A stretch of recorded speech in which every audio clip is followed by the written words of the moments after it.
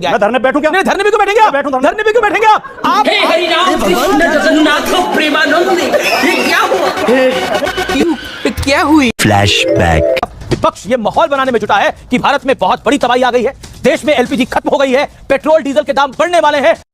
अरे कौन भौंक रहा है ये बदतमीज? ऐसी सियासत से देश को और विपक्ष को क्या फायदा होगा, क्या हासिल होगा? क्या पैनिक फैलाकर विपक्ष का वोट बढ़ जाएगा? पैनिक हुई है तो पैनिक क्रिएट क्यों हुई? You said you are enjoying. ये आप मेरी बात सुनिए। You enjoy? हाँ बिल्कुल, ये एंजॉयमेंट का ही समय है ना, एंजॉयमेंट का ही समय हो रहा है ना। करिए एंजॉय, बनाइए खाना हवा में, खाइए जो मर्जी खाना है। स्कूल की फीस बढ़ती है, आपको फर्क नहीं पड़ता। कॉलेज की फीस बढ़ती है, आपको फर्क नहीं पड़ता। अनएम्प्लॉयमेंट आपको फर्क नहीं पड़ता। सिलेंडर हो या ना हो फर्क पड़ता नहीं है। आपको फर्क पड़ता है कि अब्दुल टाइट होना चाहिए, अब्दुल टाइट होना चाहिए, मुसलमान टाइट होना चाहिए, बाकी सब ठीक है।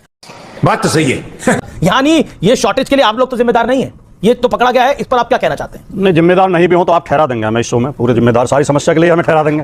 ये देख रहे हो जूता, ये जूता।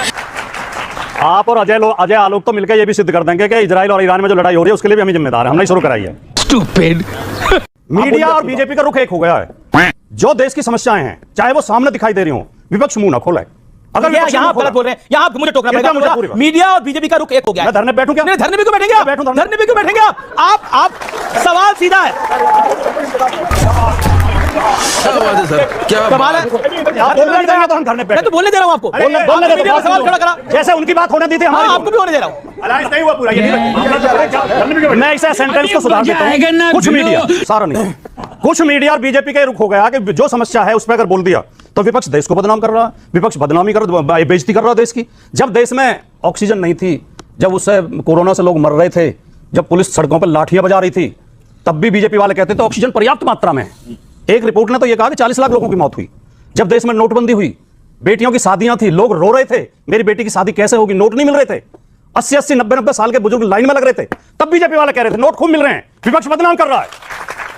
जब इनकी नीतियों की गलत नीतियों के विरोध में किसान धरने पे बैठे थे, 13 महीने बैठे रहे, 700 किसान शहीद हो गए, धूप में, बारिश में, ओले में, तब ये उन्हें खालिस्तानी बता रहे थे, पाकिस्तानी बता रहे थे, तब उन्हें किराए का बिका हुआ बता रहे थे।